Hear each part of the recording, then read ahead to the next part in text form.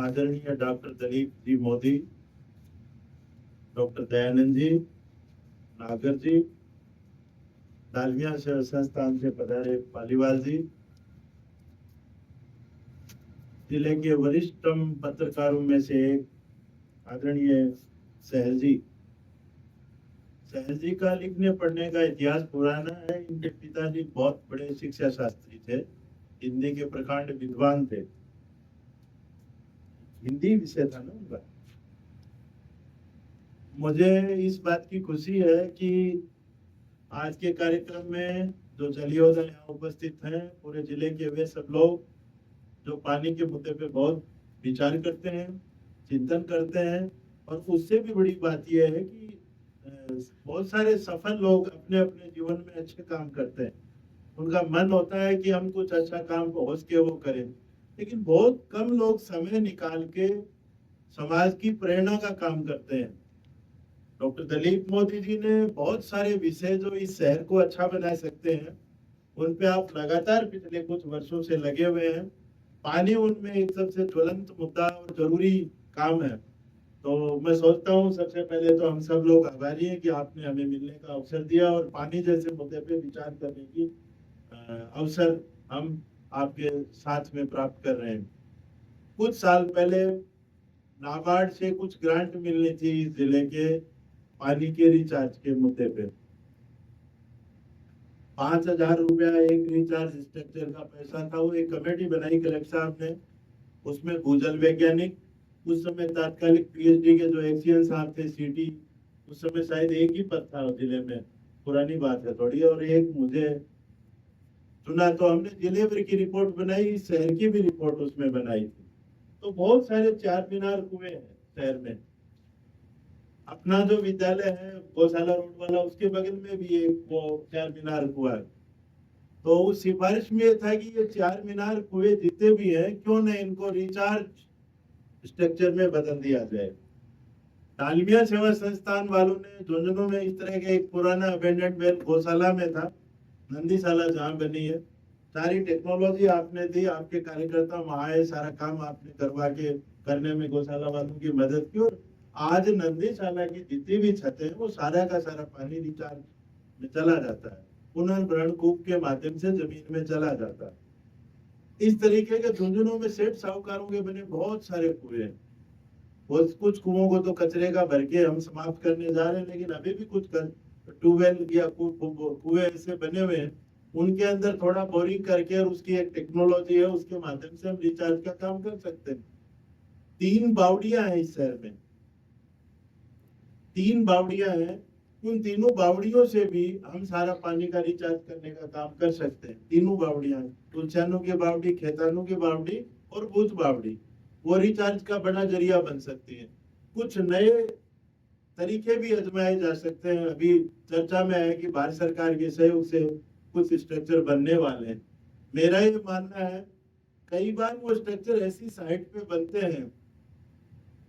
मैं जो पहला स्ट्रक्चर बना अग्रसेन सर्किल से थोड़ा आगे बीड़ की साइड, वहां शहर भर का जो पानी आएगा बारिश का बहता हुआ, शायद उससे रिचार्ज उसमें होगा, वो चौक हो जाएगा पहली बारिश में। क्योंकि शहर का जो पानी सड़कों और नालियों से बह के निकलता है, उसमें इतनी चिकनाई, तलछट और साबुन और केमिकल्स इतना सारा मिला हुआ उस पानी में आता है कि उस पानी को शुद्ध होने में बहुत समय लगता है।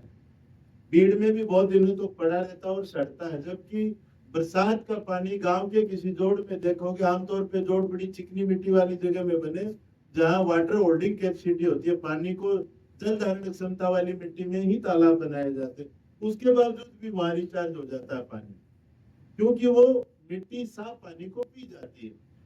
लेकिन पानी अगर साफ नहीं है तो उसमें एक तली जम जाएगी और वो पानी को अंदर नहीं जाने देगी। पानी अंदर जाने की जो टेक्निक है, बहुत बार हम लोग सरकारों के दिए गए लक्ष्य को पूरा करने के चक्कर में वहां की जमीन के अंदर का क्या संरचना है उसको नहीं देखते। खारे पानी में कितना भी रिचार्ज करिए अनुपयोगी है, क्योंकि अंदर जाके उस जमीन के संपर्क में जो कुछ आएगा वो खारा हो जाएगा। और मीठे पानी जहाँ है वहां उस जमीन के संपर्क में आके सारा पानी मीठा हो जाएगा। अब रिचार्ज क्यों आवश्यक है? रिचार्ज इसलिए आवश्यक है कि हमारे यहाँ पानी को चुराने वाला कौन है? हमारे यहाँ पानी की सबसे ज्यादा चोरी कौन करते हैं बताइए? सूर्य भगवान। वाष्पीकरण होता है, जो ही उनकी किरणें पानी पे पड़ती हैं, पानी की भाप बन के उड़नी चालू हो जाती है। उसको रोकने का क्या उपाय है? उसका रोकने का उपाय है कि सारा का सारा पानी धरती के पेट में छुपा दो, यानी रिचार्ज, पुनर्भरण। पानी वापिस जमीन में डाल दीजिए और जरूरत के वक्त निकाल लीजिए। ऐसी टेक्निक युगों युगों से हमारा समाज करता है और जरूरत के हिसाब से निकालता है। आपको अचंभा होगा खेतड़ी का भोपालगढ़, जब आप वहां के बस स्टैंड या विवेकानंद जी स्मारक में खड़े होते हैं तो एक आसमान छूता किला है, जब यूं देखना पड़ता है उसको इतनी ऊंचाई पे, उस पे इतनी सुंदर वाटर, मतलब प्लानिंग इतनी अच्छी उस युग के लोगों ने, कब वो किला 250 साल पहले बना होगा, और वहां जितने लोग थे वो सब पानी पीते थे। आज भी वहां जितने लोग, एक महात्मा रहते हैं, एक दो परिवार रहता है, वो पानी ऊपर से ही पीते हैं, इतना उस कुएं में पानी है, चार मीनार कुआ ऊपर। आप सोचिए क्या प्लानिंग रही होगी, पहाड़ की ऊंचाई पे इतना पानी। उन्होंने पानी को इकट्ठा करके और उसको पुनः उपयोग करने लायक प्लानिंग पहले की थी। वो जब तक हम नहीं करेंगे, आज देखिए पिछले दिनों मुख्यमंत्री आए 2-5 दिन पहले और प्लान हो रहा था कि सीकर, झुंझुनू, चूरू यानी शेखावाटी को हम पानी पिलाएंगे यमुना जी का लाके। पानी कहाँ आएगा? राजगढ़ में। राजगढ़ से पानी आकर के उस पानी को पंपिंग करके झुंझुनू और सीकर को दिया जाएगा। उसकी लागत क्या है? किसी के मन में आई ये बात? वो पानी क्यों नहीं हम खेतड़ी या नीम का थाना में 2 पाइप 3 पाइप आ रहे हैं ना, सीकर का पाइप नीम का थाना में दे दो, झुंझुनू का पाइप खेतड़ी उदयपुर वाटी में दे दो, और चूरू का राजगढ़ में दे दो। जब आपको पाइपलाइन से ही पानी लाना है तो जो पंपिंग का खर्चा आता है बिजली का, और पंपिंग स्टेशन बनाने का, नागर जी ये आपका विषय है, तो उसकी जो कॉस्टिंग है, उसकी जो लागत है पानी की, वो अंत में जनता से ही वसूली जाती है। ग्रेविटी बलों से काटली नदी कहाँ से चलती है और लुढ़क के किधर जाती है?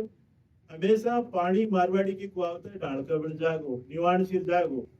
तो ये तय बात है कि ये प्रोजेक्ट ठीक से एग्जीक्यूट हो।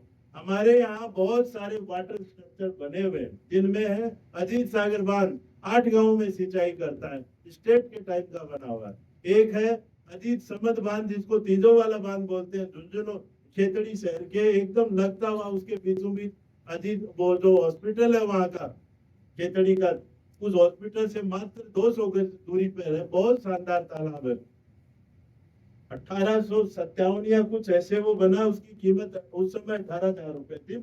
एक ऑस्ट्रेलियन इंजीनियर बिल कोक्स, उसमें लिखा हुआ है पत्थर पे। आप सोचिए क्या सुंदर बांध बना हुआ है। इसी प्रकार वहां पन्ना साहब, सेठ पन्ना साहब उस जमाने में बम्बई कमाने गए और उन्होंने एक इतना सुंदर तालाब बनाया, शायद दुनिया का सबसे सुंदर तालाब।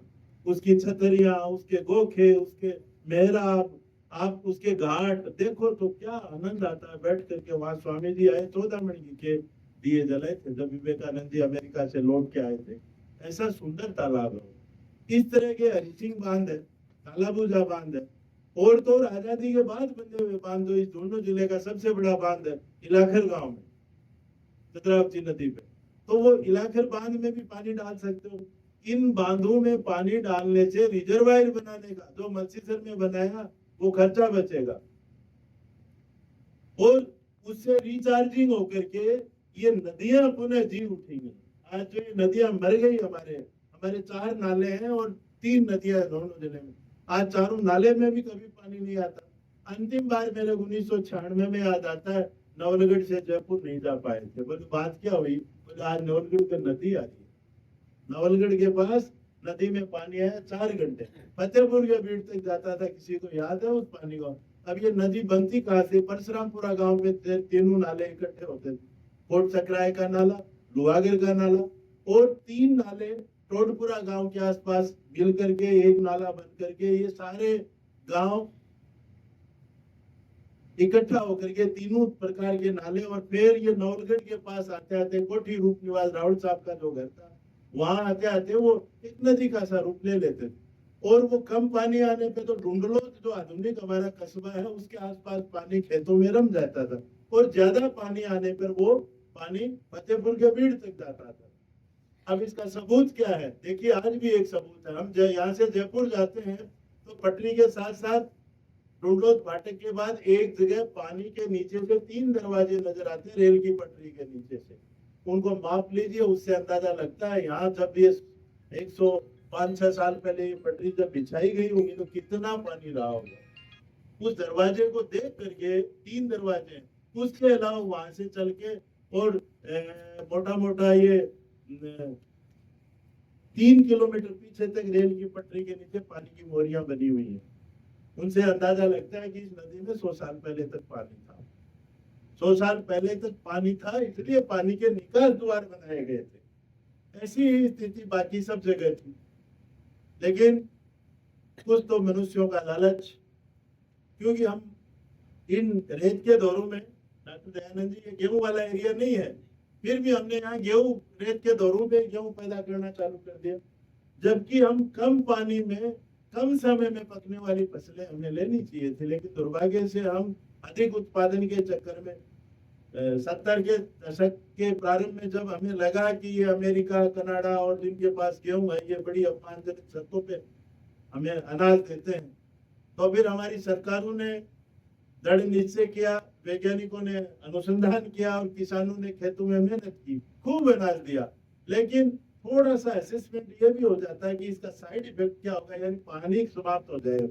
40-50 साल में देखिए झुंझुनू जिले को जिन गांवों ने शिमला, गोरील, दूधवा, ये सब वो गांव थे, बचेरी पाचेरी, जहां से या आज की मोई माई माकड़ार, ये गांव जहां से गेहूं और हरे चने और वो खेती हमने देखी।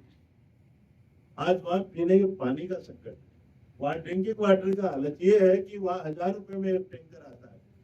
आप अंदाजा लगाइए, जिन्होंने पहले मजा लिया उनका पहले पानी खत्म, और ये जो बंसीसर वाले एरिया के डॉक्टर साहब देर से ले रहे हैं उनका देर से खत्म। पानी तो खत्म हो जाएगा, ये अनंत काल तक चलने वाला नहीं है। पानी क्या खत्म हो जाएगा इस ग्लोब में से? नहीं भाई, पानी हमारी पहुंच से दूर चला जाएगा। आप देख रहे हो जलवायु परिवर्तन की स्थिति, अप्रैल में कितनी गर्मी थी, अब नॉर्मल मौसम है, रात को कूलर पंखा दोनों बंद करने की नौबत आ गई। क्या बात है भाई, ये इतना विचित्र था। अप्रैल तो गर्मी का महीना है, मौसम के ये जो उतार चढ़ाव, इन सब के बीच में पुराने जमाने में लोग हर चीज का उचित संग्रह करते थे, जरूरत के समय, आफत के समय काम लेने का। तो ये रेन वाटर हार्वेस्टिंग का जो काम है, ये प्रत्येक परिवार को अपने घर में एक कुंड, एक टाका बनाना चाहिए।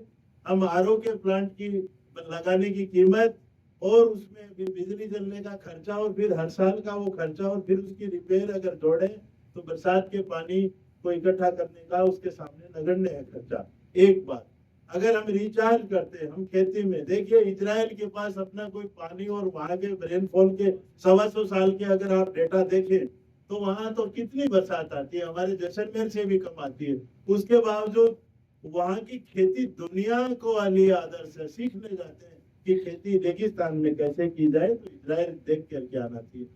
बहुत सारे ऐसे काम है जो हम अपने जिले में कर सकते हैं, छोटे छोटे प्रयास उनसे कर सकते हैं। मेरी समझ में हर व्यक्ति, आप स्नान करते हैं, कोई नहीं देखता बाथरूम बंद है, भाई साहब एक बाल्टी में नहा करके आप अपने कपड़े भी धो सकते हो, थोड़ा पानी बच जाता है। ये सब होता था 60 साल पहले, हमने अपनी आंखों से देखा है। हर घर में, हर गांव में कपड़े धोने के बाद भी थोड़ा पानी बचा के, और जो बनियान, कच्छे और बाकी कपड़े, पायजामा वगैरह आदमी अपना धो के सुखा देता था। वो तरीका था जीने का। कैसे मितव्यय किया जाए, मितव्यय और अपव्यय दो शब्द है।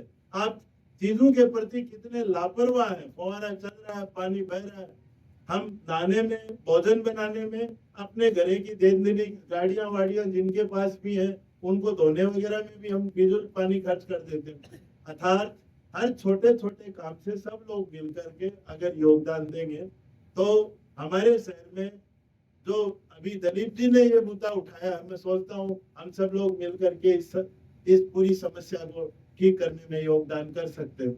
अपने पास 2-3 चीजें हैं, हम ये मान के चले हर आदमी 100 साल जिएगा, आप सब 100 साल जिएंगे और 125-150 भी जी ले तो अच्छी बात है। तो आपको कम से कम 101 पेड़, हर आदमी को, हर इंसान को अपने जीवन में अपने नाम के 101 पेड़ लगाने चाहिए, वो जिंदा रहने चाहिए, इस बात की भी गारंटी होनी चाहिए। क्योंकि पानी को बुलाता कौन है? हमारे यहाँ पानी आने का जरिया एकमात्र है, वो है बरसात। और बरसात को बुलाने का काम कौन करते हैं? पेड़। जैसे शादी में जाना है तो कार्ड या पीले चावल, पुराने जमाने में पीले चावल, आजकल कार्ड आता है ना? वैसे ही पेड़ को बुलाने का जरिया है। हमारे यहाँ मल्सीसर का रेनफॉल का डेटा और उदयपुर वाटी के रेनफॉल के डेटा में आपको अचंभा होगा, 200 mm का अंतर है। क्यों पहली बात? 200 mm रेनफॉल का अंतर है। क्यों भाई? अभी भी वहां वेजिटेशन ज्यादा है, इतना सारा काटने के बाद भी, पहाड़ों में इतना जंगल काटने के बाद भी। आप सबकी ये मांग होनी चाहिए वहां रिजर्व फॉरेस्ट बने। मैं तो यहाँ तक बात करता हूँ कि टाइगर रिजर्व फॉरेस्ट कर दो। टाइगर रिजर्व फॉरेस्ट होगा, जानते हो फूड चेन में सबसे ऊपर कौन बैठा? शेर बैठा है। शेर जिस जंगल में बैठा वहां लकड़ी काटने कोई नहीं घुसेगा, जंगल नहीं होगा। हमारा ये जो जंगल है, झुंझुनों का ऑक्सीजन का फेफड़ा, हमारा बीड़, इस भीड़ को कैसे हम बचा के रख ले? ये झुंझुनू शहर का ऑक्सीजन प्राप्त करने का सबसे बड़ा जरिया है। ऐसे ही जितने भी स्कूलों, विद्यालयों और शहर के मोहल्लों में जो पार्क है और जिन जिन संस्थानों के पास बड़ी बड़ी जगह है, वहां कैसे पेड़ लगे? देखिए सबके पास अपना ट्यूबवेल है, हर संस्थान के पास, पंचायत समिति में भी ट्यूबवेल है, कलेक्ट्रेट में भी पानी का जुगाड़ है, जिला परिषद में भी है, सामने के पार्कों में भी है, पीछे अनाज मंडी है, फिर उसके बाद डेयरी का एरिया है, फिर वो कॉलेज है, सामने शाह कॉलेज है, उसके बाद आपका ये डाइट है, डाइट के बाद केंद्रीय विद्यालय है, और उधर जाकर के बंदे का बालाजी है। ये बंदे के बालाजी से स्टार्ट होकर के रेलवे स्टेशन, रिको, पुलिस लाइन, ये शहर का एक भाग बन सकता है ग्रीन पट्टी का। एक दूसरा भाग यहाँ से बन सकता है, नाथजी के टीले से स्टार्ट हो जाए। टीले में 3 संस्थाएं हैं, नाथजी का टीला है, लड़कियों का महाविद्यालय और अपना नंदीशाला है। यहाँ से स्टार्ट करके और इसको आगे ले आओ, पीएचडी का कैंपस है बड़ा, खूब पानी भी और अच्छा खासा मिल। फिर ये अपना बाबा गंगाराम जी और अपना विद्यालय, यहाँ तक का एक हरित पट्टी ये बन जाए शहर में। और ऐसे ही शहर के बीचों बीच एक हो सकता है मल्टीपर्पज हाई स्कूल है, उसके साथ का कॉलेज है, उसके साथ बालिकाओं का विद्यालय, और शहर के अंदर के जो पार्क। देखिए बचपन में, आज से 50, 55, 60 साल पहले की यादों वाले भी कुछ लोग बैठे हैं। मेरे बचपन में ऐसी काली पीली आंधी आती थी, रेत भरी, और इस वक्त आवाज हो जाती थी कि आग, अरे बास्ते न ढक दे, लाए लाग गया कि यानी पूरा गांव जल जाएगा। तो उसको आग को छुपा देते थे और फिर इंतजार करते थे, और रात को 8-9 बजे तक भी बंद नहीं होती थी तो माए बेचारी रोटी बनाती थी, कुछ रेत आ रही है, वो कैसे परेशान होकर के घर के लोगों के लिए भोजन तैयार करती थी। वो जमाना था। यहाँ आज वो आंधियां कहाँ गई? आंधियां गई। देखिए सबसे पहले आई जीएनपी पहुंच गई मोहनगढ़ नाचना तक। स्पीड गाड़ी 150 की या 100 की चल रही है, ब्रेकर आते हैं ना बीच बीच में, ब्रेकर आने से गाड़ी की स्पीड कंट्रोल होती है। तो इस थार के मरुस्थल की वो आंधियां कहाँ रुकी है? पहले इंदिरा गांधी कैनाल प्रोजेक्ट में जैसलमेर में ब्रेकर लगा। जैसलमेर से निकलते निकलते ही पोखरण के ठीक बाद फलोदी तक लगातार मीठे पानी का एक रेंजर, उसमें बहुत तगड़ी खेती होती है, मिट्टी तो जमती है खेती करने से, साथ में उनकी जो खेतों की मेड़बंदी वगैरह होती है वो भी आंधी को रोकती है। तीसरी ये लाठी रेंज हो गई, और फिर ये अपना डूंगरगढ़ रेंज में जो पानी निकला यहाँ से निकलने के बाद, रतनगढ़ के बाद, बीकानेर से पहले, उसकी वजह से वो आंधियां चली गई। देखिए हमने कितना बड़ा काम कर लिया। ऐसे ही पानी के बहुत सारे चमत्कार हैं। मैं समझता हूँ हम सब लोग एक पुख्ता प्लानिंग करेंगे। दलीप जी ने कहा शहर के लिए विचार करिए, एक तो प्लांटेशन का अपने इसी मंच के माध्यम से, ये जो 3 हरित पट्टी है प्लस चौथी जो फॉरेस्ट की है भीड़, इन 4 चीजों को लेकर के हम ये शहर के ऑक्सीजन जोन हो सकते हैं। ये कोरोना के वक्त देखा ऑक्सीजन की क्या वैल्यू है ना? तरस गए लोग जिंदगी के 2 सांस के लिए। मैं मानता हूँ कि वो एक बड़ा अवसर है, एक बड़ा मंच आपने हम सबको उपलब्ध कराया। पानी के बहुत सारे आज यहाँ प्रकांड पंडित बैठे हैं। मैं सोचता हूँ इसी के साथ मैं अपनी वाणी को विराम देता हूँ। जय हिंद।